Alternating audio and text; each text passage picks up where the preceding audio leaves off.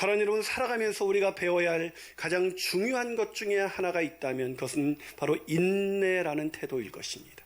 인내가 없이는 열매를 거둘 수가 없기 때문이죠. 하지만 이 시대 속에서 우리가 잃어버린 채 살아가고 있는 것이 있다면 그것은 바로 인내죠. 인내. 우리는 운전을 하면서 잠시 참아내질 못합니다. 이 앞사람이 신호가 바뀌었는데도 가지 못한 그 시간이 몇 초쯤 될까요? 그 몇 초를 참지 못하고 빵빵 눌러댑니다. 이 컴퓨터를 키면 그냥 저절로 기다리면 나올 텐데 마우스를 사정없이 막 흔들어댑니다. 인내를 잃어버렸죠. 그런데 오늘 본문에서 야고보는 우리에게 그리스도인들이 살아갈 때 가장 중요한 것이 있다면 그것이 바로 인내라고 우리에게 말하고 있습니다. 자, 오늘 본문 7절 한번 같이 읽어볼까요? 있습니다. 시작. 그러므로 형제들아 주께서 강림하시기까지 길이 참아라. 어떻게 참으라고요? 길이 참아라. 언제까지요? 주께서 강림하실 때까지. 여러분, 언제까지 참으라고요? 이게 느낌이 오세요? 저는 이 성경을 읽는 순간 숨이 탁하니 막혔습니다. 하루도 견디기 힘든 우리에게 길이, 주님께서 오시는 그날까지 길이 참으라. 왜 야고보는 이렇게 인내를 강조하고 있는 것일까요? 야고보서의 전체 주제가 사실은 인내거든요. 성숙한 신앙을 갖는 것, 이것이 야고보서의 주제인 것 같지만 그런 성숙한 신앙을 갖기 위해서 가장 중요한 태도가 있는데 그것이 바로 인내라고 야고보는 우리에게 말하고 있는 것입니다. 그래서 야고보는 서신서를 쓰자마자 야고보서 1장 4절에서 이렇게 말합니다. 인내를 온전히 이루십시오. 인사를 하자마자 대뜸 인내하라고 말하고 있는 것입니다. 그런데 야고보서가 끝나는 이 시점에서 야고보는 또다시 그래, 여러분 인내해야 됩니다. 제가 아무리 좋은 날을 많이 했어도 여러분이 인내하지 않으면 아무런 소용이 없습니다라고 말하고 있는 거예요. 이 얼마나 강조하고 있는지 이 본문, 짧은 이 본문 속에서 무려 인내하라는 뜻의 의미가 4번이나 반복되고 있습니다. 작정하고 말하고 있는 것이죠. 자, 왜 야고보는 이렇게 인내가 중요하다고 강조하고 있는 것일까요? 때론 인내가 필요하다는 것, 그 정도는 우리도 인정합니다. 그러나 인내가 이렇게까지 중요하다고 생각하진 않잖아요. 아니, 어쩌면 인내한다는 것은 너무나 미련하고 너무나 어리석은 것처럼 그렇게 느껴지는 시대 속에서 우리는 살아가고 있습니다. 우리는 그럼에도 불구하고 왜 야고보는 우리에게 인내해야 한다고 말하고 있는 것일까요? 도대체 우리가 왜 인내해야 하는 것일까요? 첫 번째로 인내해야만 열매를 거둘 수가 있기 때문입니다. 뭐라고요? 인내해야만 뭘 거둘 수가 있다고요? 열매를 거둘 수가 있어요. 여러분, 이 야고보가 이 사람들에게 길이 참으라고 말을 하고 있습니다. 자, 오늘 본문 7절을 다시 한번 읽어볼까요? 7절입니다. 시작. 그러므로 형제들아 주께서 강림하시기까지 길이 참으라. 보라, 농부가 땅에서 나는 귀한 열매를 바라고 길이 참아 이른 비와 늦은 비를 기다리나. 여러분, 이 말씀이 이해가 되세요? 여러분, 우리가 이 말씀을 우리가 쉽게 인내는 쓰고 열매는 달다, 이 정도로 이해할 수가 있어요. 인내하면 열매를 거둔다라는 말로 그냥 그렇게 가볍게 이해할 수가 있어요. 근데 이 본문은 그런 뜻이 아니에요. 이 본문의 뉘앙스를 정확하게 이해하기 위해서는 오늘 야고보가 그러므로 형제들아 라고 불렀던 이 형제들이 도대체 누구고 어떤 상황에 취해 있었는가를 우리가 이해할 필요가 있습니다. 야고보가 길이 참으라고, 형제들아 제발 길이 참으라고 말했던 이 형제들은 누구였을까요? 이 형제들은 다름 아닌 팔레스타인에서 농사를 짓고 있는 그런 노동자들이었습니다. 더 정확히 말하면 지난주 말씀을 드린 것처럼 부한자들에 의해서 착취를 당하면서 임금을 받지 못한 채 그렇게 자기의 자식들이 굶어 죽어가는 것을 지켜봐야 했었던 그런 가난한 노동자들을 향해서 오늘 야고보는 길이 참으라고 이야기하고 있는 것입니다. 여러분, 이게 이해가 되세요? 여러분, 야고보서 5장 1절을 보면 뭐라고 야고보가 그 부한자들은 어떻게 불렀어요? 들으라 형제들아, 이렇게 부른 것이 아니라 들으라 부한자들아. 교회 공동체 안에 들어와 있지만 불의한 채물로 그런 노동자들을 착취하면서 살아갔던 사람들에겐 부한자들이라고 냉정하게 말했던 이 야고보가 그 가난한 그들에 의해서 착취를 당하면서 살아가고 있는 노동자들, 그런 가난한 그리스도인들을 향해서 형제들아 그래도 우리가 참아야 합니다 라고 말하고 있는 거예요. 여러분, 이게 이해가 됩니까? 이게 말이 되나요? 여러분, 불의한 자들에게 착취를 당하면 그것을 해결해 줘야지 어떻게 길이 참으라고 말하고 있는 것일까요? 여러분, 이런 말씀이 성경에 쓰여 있으니까 칼 막스가 종교는 민중의 아편이다라는 유명한 말을 남긴 것 아니겠어요? 종교라는 것은 그런 불의한 세상 속에서 억울해도 참으면서 잠시 그 어려움을 잊도록 만드는 아편과도 같은 존재, 그것이 종교라고 칼 막스가 말하지 않았습니까? 이런 구절 때문이에요. 여러분, 이런 구절 때문에 어쩌면 우리는 계속해서 참아야 되는 것, 그런 것이 억울해도 참고 힘들어도 참고 그저 바보같이 미련하게 참고 사는 것이 정말 기독교일까요? 아니요, 기독교는 그렇지 않습니다. 만약에 야고보가 그런 의미에서 얘기했었다면, 불의한 구절을 그냥 인내하고 너희는 바보같이 살아라고 말하는 것이었다면 야고보서 5장 1절에서 7절은 기록되었지 않았을 것입니다. 야고보는 가난한 형제들에게 말하기 전에 먼저 부한 자들을 향해서 매서운 심판의 메시지를 전했다는 것을 기억하십시오. 야고보서는 결코 불의한 현실 속에 눈 감고 살라고 말하고 있지 않습니다. 그런 불의한 자들 향해서 심각한 경고의 메시지를 전한 것입니다. 그런데 왜 참아야 될까요? 참지 않으면 열매가 없기 때문입니다.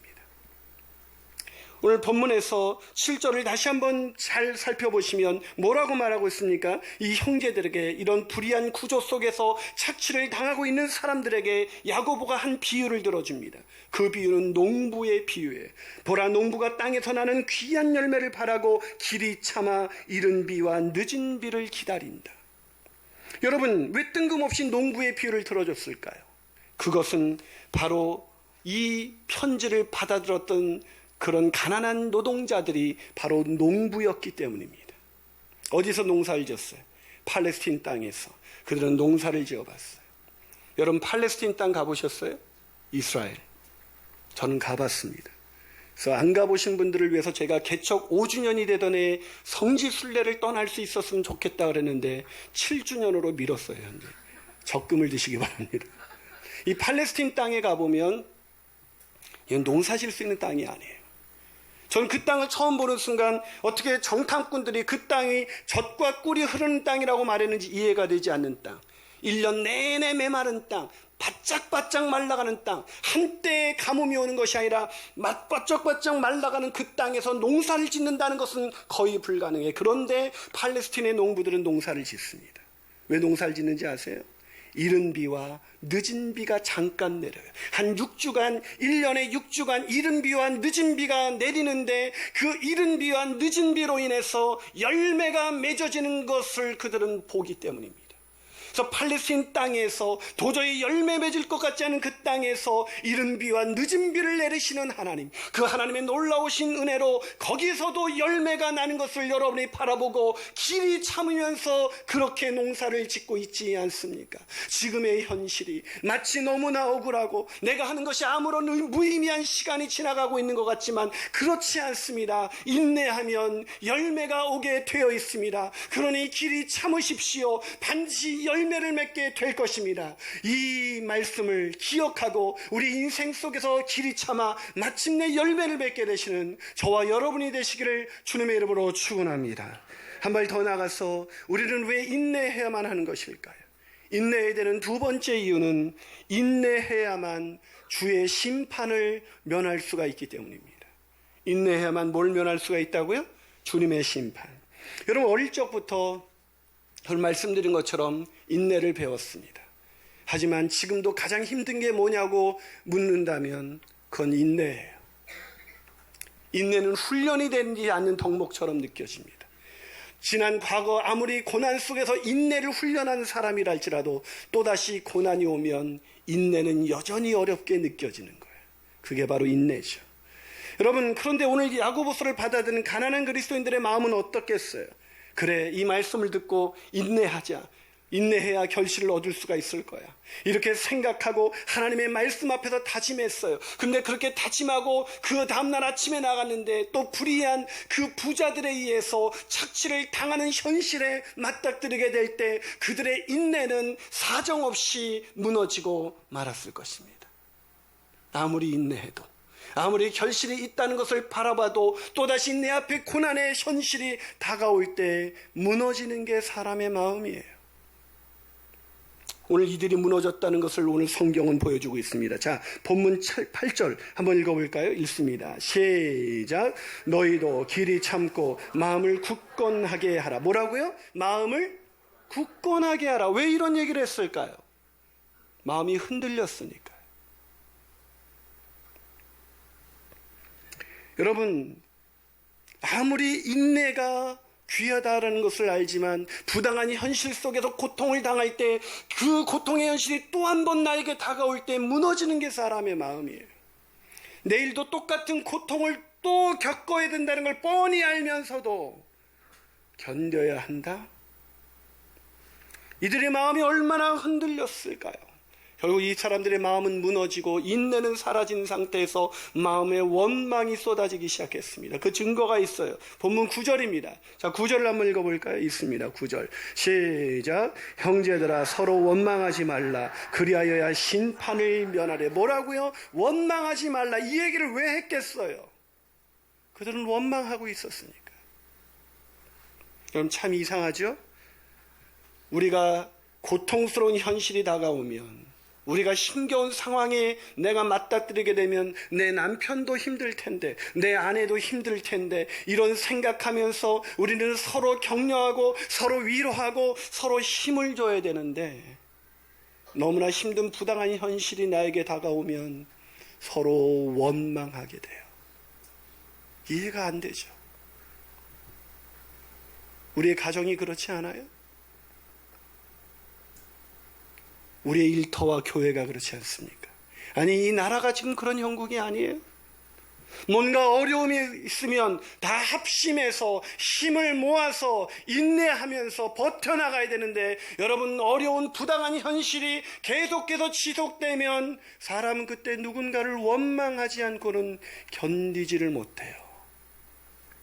그래서 존 파이퍼라는 목사님은 인내라는 그의 책에서 그 이유를 이렇게 말해주고 있습니다. 우리는 현대가 일구어 놓은 풍요로움에 잠겨 살아간다. 그래서인지 우리는 고통과 곤경을 겪지 않고 사는 것을 당연한 일처럼 생각한다. 그래서 삶이 우리의 그런 생각과 영 딴판으로 흘러간다면 우리는 누가 잘못해서 그렇다거나 어떤 체제가 잘못돼서 그렇다는 식으로 누군가를 쉽게 비난한다. 왜 비난하고 원망한다고요? 고통과 곤경이 있기 때문이 아니라는 거예요. 사람이 서로 원망하고 비난하면서 그렇게 서로의 마음에 상처를 내면서 무너지는 이유는 그것은 곤경이 있기 때문이 아니라 곤경이 있다는 그 사실을 받아들이지 못하기 때문이라는 거예요. 여러분, 세상은 고통과 고난이 끊이지 않는 것이 바로 세상이에요. 우리는 어렸을 적에 좀 더 잘 살게 되면, 좀 더 경제적인 성과를 이루게 되면 평안할 줄 알았어요. 그러던가요? 얼마를 더 벌면 그게 사라질까요? 모세는 자신의 인생의 끝자락에서 시편 90편을 기록하면서 우리의 연수가 70이고 강건하면 80이라도 우리의 연수의 자랑은 수고와 슬픔뿐이라고 그랬어요. 인생은 수고와 슬픔뿐이죠. 이 수고와 슬픔뿐인 이 세상을 받아들일 때 그건 너무나 자연스러운 거예요.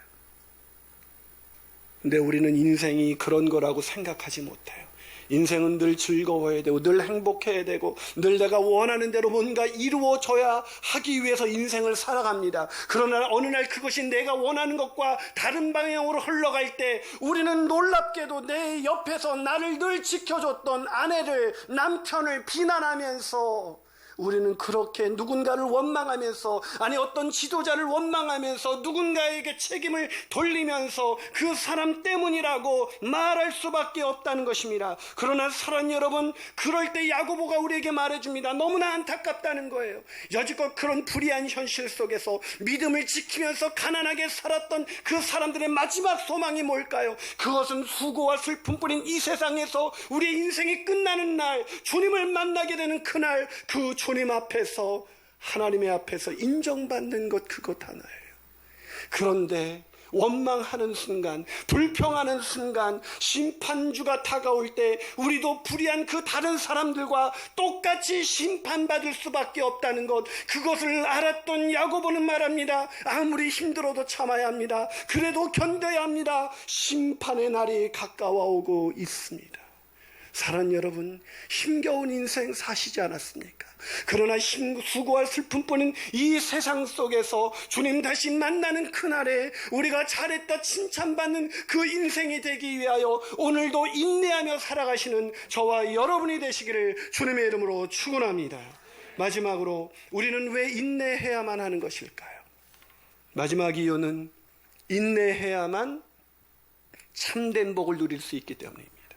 인내해야만 진짜 복을 누릴 수가 있다고요. 여러분, 말씀드린 것처럼 세상은 불공평하고 부정의합니다. 그게 세상이에요. 그래서 악인이 잘 되고 선인이 억울한 일을 당하는 게 비일비재합니다. 이런 세상에서 인내는 필요하겠지만, 아니 인내하지 않고는 살아갈 수 없겠지만, 인내하는 사람처럼 불쌍한 사람이 없어요. 안 그래요? 너무나 무기력하게 갑을관계 속에서 갑질을 당하면서 억울하게 오늘을 살아가는 사람이 행복한 사람이라고 생각하는 사람은 아무도 없어요. 어쩌면 우리가 더 많은 돈과 더 많은 지위를 얻으려고 그러는 것은 누군가에 의해서 내가 억울해도 참아야 되는 상황이 없게 만들기 위함이 아닐까요? 그런데 오늘 야고보가 이상한 얘기를 합니다. 자, 오늘 본문 11절이에요. 자, 11절을 한번 같이 읽어볼까요? 읽습니다. 시작. 보라, 인내하는 자를 우리가 복되다. 뭐라고요? 누가 행복하다고요? 인내하는 자를 우리가 복되다고 말한다. 여러분, 이게 이해가 되세요? 야고보는 점점 이해할 수 없는 말을 하고 있습니다. 아니, 어떻게 인내하는 사람은 대단한 사람이긴 하겠지만 그 사람이 어떻게 복된 사람일 수가 있어요? 여러분, 인내하고 참을 때마다 행복이 막 느껴지세요? 오늘도 억울한 상황 속에서 참으면서 나 오늘 너를 이렇게 행복해도 돼? 막 그렇게 생각하세요? 왜 야고보가 인내하는 것이 복이라고 말하고 있는 것일까? 그것을 설명하기 위해서 이해하지 못하는 우리에게 한 사람의 뚜렷한 예화를 들어줍니다. 그 사람이 바로 욥이에요. 여러분, 욥이 어떤 복을 누렸습니까? 욥이 어떤 복을 누렸냐면 욥기 42장 12절에서 이런 말씀이 기록되어 있습니다. 자, 욥이 어떤 복을 누렸는지 욥의 42장 12절 있습니다. 시작. 여호와께서 욥의 말년에 욥에게 처음보다 더 복을 주시니. 뭐라고요? 처음보다 뭘 더 주셨다고요? 복을 더 주셨대요. 그래서 어떤 복을 누렸나 했더니 재산을 더 많이 주셨어요. 그리고 자식 10명을 다시 허락해 주셨어요. 여러분, 이게 복이에요? 제가 욥이라면 하나님께서 사단에게 나를 시험하기 전 상태로 그냥 쭉 가게 해주셨으면, 욥기 1장과 2장 보면요, 욥기는 하나님을 경외하는 사람이었습니다. 동방에서 가장 유력한 자였어요. 재산이 너무나 넉넉했습니다. 자녀들도 잘 됐어요. 하나님이 사단이 욥의 믿음을 시험하도록 허락하지만 않았더라면 욥은 행복하게 인생 끝까지 갈 수 있는 사람이에요. 그런데 그 재산을 다 가져갔어요. 게다가 10명의 자녀를 다 앗아가셨어요. 10명의 자녀를 다 빼앗아간 다음에 다시 재산을 갑절로 주시고 다시 자녀를 10명을 허락하셨다. 그럼 그 10명의 자녀를 키우면서 또다시 10명을 도로 받았네, 자녀를. 그러면서 행복할 수 있을까요? 아이들이 커가면서 즐거워하는 웃음소리가 들려볼 때마다 그렇게 고난 속에서 죽어갔던 내 아이, 그 10명의 아이가 떠올라서 어떻게 욥이 웃을 수가 있었겠어요? 그런데 성경은 욥의 말년에 욥에게 처음보다 더, 아니 말년이랍니다. 말년. 많이 주시면 뭐예요? 말년인데.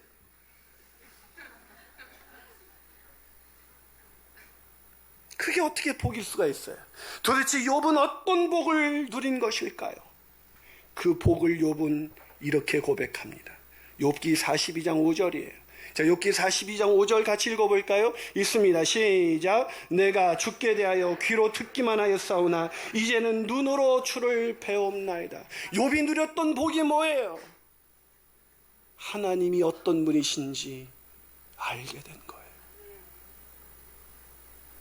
욥이 누렸던 복은 더 많은 갑절의 물질을 얻었기 때문이 아니라, 다시 10명의 자녀를 얻었기 때문이 아니라, 욥이 누렸던 복은 자기가 귀로 듣기만 했던 하나님, 그 하나님이 어떤 분인지 눈으로 보게 됐다는 거예요. 그 하나님이 어떤 분이십니까? 티끌같은 창조주 하나님, 온 우주의 만물의 주인이신 그분이 티끌만도 못한 자기 자신에게 복을 내려주시고, 그런 고난 속에서 인내하지 못하고 원망하고 불평하고 좌절하고 낙심하는 그 자기 자신을 끝까지 지켜보시는 하나님, 화내지 아니하시고 심판하지 아니하시고 원망하는 그가 돌아올 때까지 기다리시는 그 자비로우시고 은혜가 넘치시는 그 놀라우신 하나님의 은혜가 어떤 것인지를 보게 된 거예요.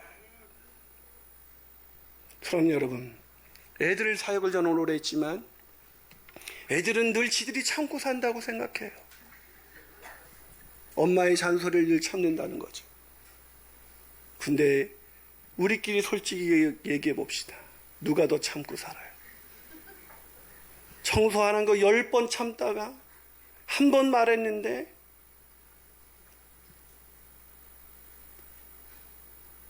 애들이 참는다고요? 부모의 인내가 없이 아이는 자랄 수가 없어요. 우리가 참는다고요? 우리가 인내했다고요? 이 부당한 현실 속에서 내가 인내하면서 살아온 그 세월, 나도 그런 줄 알았어요. 그런데 어느 날 그런 나, 믿음 없이 흔들리는 나, 믿음 없이 좌절하고 방황하고 원망하면서 하나님께 분노하고 있는 나를 향해서 오래 참으시면서 내가 믿음의 사람으로 정금같이 나올 때까지 나를 기다리시며 인내하시는 하나님, 내가 진정한 하나님이 어떤 분이신지, 나를 향한 하나님의 놀라우신 사랑이 어떤 것인지 깨달을 때까지 탕자가 집 나가서 방황하는 그 시간을 기다리면서 인내하시는 하나님 아버지의 그 놀라우신 인내와 사랑과 은혜, 그거를 욥이 깨달은 것입니다. 욥기 42장이 올 때까지 무려 40장 가까이 자기의 생일을 저주하는 그 아들을 지켜봐야 했던 하나님, 자기를 망가뜨리면서 하나님의 그 원대한 뜻을 알지 못한 채, 하나님의 속마음을 알지 못한 채 원망하고 있는 그 욥을 끝까지 기다리시고 참으시고 인내하셔서 마치 그가 정금같이 나올 수 있도록 기다리시는 하나님의 인내, 그 하나님을 깨달은 순간 그는 회개하기 시작합니다. 여러분, 우리가 욥이라면 하나님 어떻게 이런 일이 나에게 있었는지 이제 하나님께 설명을 해달라고 그렇게 설명을 부탁해야 되는데, 욥은 하나님께 설명을 요구하는 것이 아니라 하나님께 엎드려 회개하기 시작합니다. 왜요? 하나님의 인내에 비하니까 자기 인내는 아무것도 아닌 거예요. 여러분, 죄와 헐물로 망가져서 오늘도 하나님의 뜻대로 살겠다고 말하고도 오늘 또다시 죄 가운데 거하는 우리 자신을 끊임없이 인내하시고 오늘도 바라보시며 오늘도 예배의 자리에서 오늘도 찾아오셔서 우리를 만나주고 계시는 그 하나님의 놀라우신 인내, 그 하나님의 긍휼하심과 자비하심을 욥은 깨달았던 것입니다. 하나님은 다 보고 다 듣고 다 알고 계셨던 것입니다.